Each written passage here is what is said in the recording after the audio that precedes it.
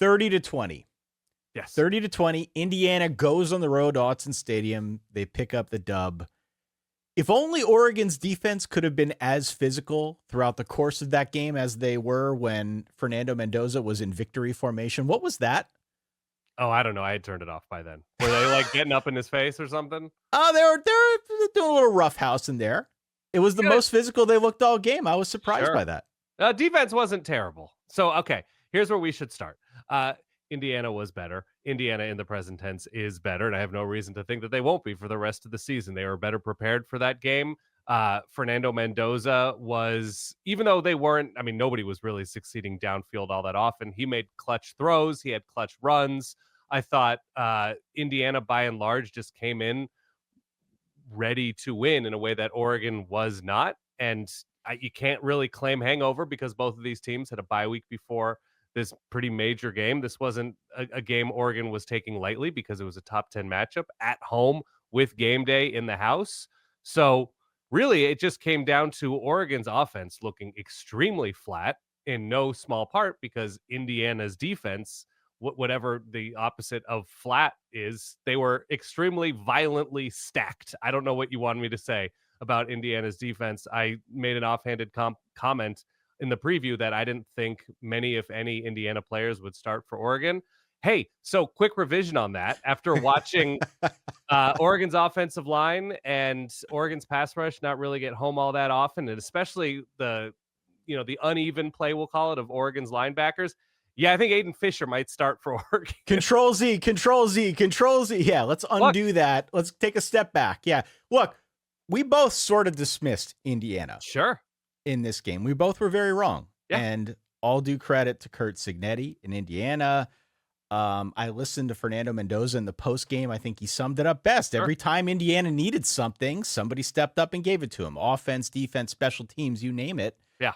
They came in there. They were ready to play. And from afar, and again, I'm sure you watched this much closer than I did, being so it's your alma mater, your team. But I felt like every time I dropped into this one, Indiana was the aggressor. Indiana was on the front foot. Sure. More often than not, I definitely got the sense that Oregon was sort of reeling. Oregon was trying to play catch up, even if they weren't totally out of it or anything crazy. It wasn't like a blowout, but it just felt like they were constantly playing catch up and they were just a step behind Indiana.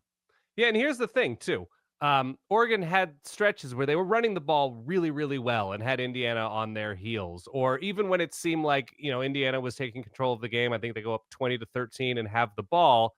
And I think to myself, Indiana's in control here, Oregon, and especially Dante Moore in the passing game. Like, Dante Moore got hit a couple times, and it seems like his eyes sort of stayed down. Like, he took a snap for a passing play and was sort of the mindset, where are they coming from? Where do I go? Instead of, where are my receivers? Who's open? What is this defense giving me? And you could tell that he was not at all comfortable for most of this game.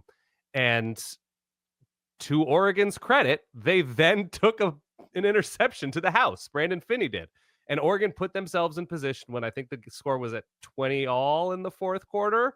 They're like, oh, Oregon can maybe sort of kind of find a way to win this extremely losable game. And yet, Indiana was very resilient. I saw Curt Cignetti had a quote about Fernando Mendoza being a rubber ball rather than a chandelier after the game, right? That's great. That's great. And so you just bounce back up after and you don't shatter into a million pieces. And Mendoza absolutely did that. He made plays. I came away crazy impressed with Indiana's ability on the road in a hostile place. I think Oregon had won their last 40 or whatever, was on a like 41-1 in their last 42 at home, some crazy stat. And good for Indiana. This is as high a time for Indiana fans as it gets. Oh. And, far be it for me to say anything. Like, Indiana fans have emerged like the cicadas who only get the opportunity. That probably sounded mean. Maybe I meant it. I don't know. But emerging like the subterranean bugs that they are once every 17 years. No, Indiana fans, live it up. Your team has earned this. They, if they don't go undefeated, I would be flabbergasted when you look at their schedule. I was going to say, they're 6-0 right now. Their remaining schedule is Michigan State at home, UCLA at home, winnable. At Maryland, winnable. At Penn State, very winnable at this point. So. Yep. We'll get to that later. Wisconsin at home, and then they close out the season that rivalry game on the road at Purdue. It is time to talk to your kids about a 12-0 Indiana for those of you playing the home game.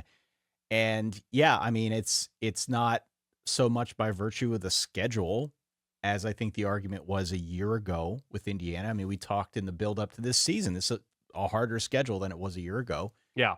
And to go to Autzen Stadium to hold Oregon to 267 yards, that's damn impressive. So yeah, all the flowers go to the Hoosiers, to say the least. One final question, though, on Oregon. Mm-hmm. Oregon, obviously a very good team. Okay. I hope so. Probably going to win the rest of their games. I mean, watching where Penn State is mentally doesn't have me super convinced. Well, that's my question. Okay. Yeah. Because I did bring this up on the preview. Yeah. To what end are we overvaluing, or have we been overvaluing Oregon as a result of that Penn State win? Now, look, even if Penn State is a crappy team, as it appears they are, going to Penn State, Beaver Stadium, whiteout environment, that's a tough place to win, even if it's a bad team. Agreed. It just is.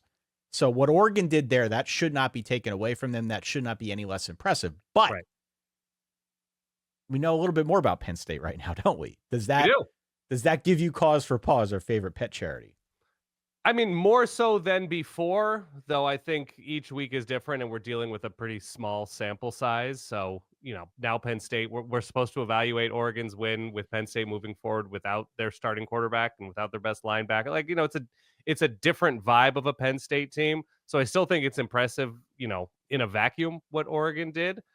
What's going to be impressive or not so impressive is to see, because once again, Indiana's schedule is, there's no, I don't think there's any threat of a letdown, back half of the schedule for the Hoosiers. What does Oregon look like even this week traveling to Rutgers? What does Oregon look like against a USC team that should have a lot more wins by the time they play that game? Yeah, USC look good. That Washington game is in Seattle. What does Oregon look like on the road against a pretty uneven Husky team? But that's a tough place to play for, a number of teams. Oregon struggled there recently. Ohio State only had half of the stadium filled when they played a couple weeks ago and could have been more. So we'll see. What does Oregon look like bouncing back? Where are they mentally? I think that's going to go a long way to, I don't think you can evaluate them based solely on that Penn State game. But, Oregon's got an interesting road ahead.